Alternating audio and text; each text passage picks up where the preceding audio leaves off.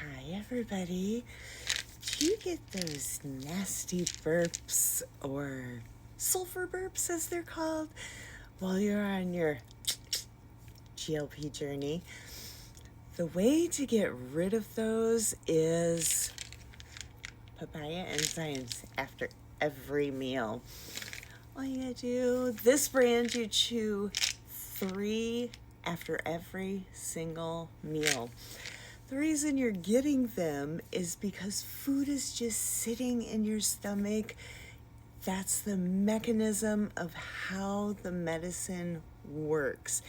It keeps you fuller longer by delaying stomach emptying.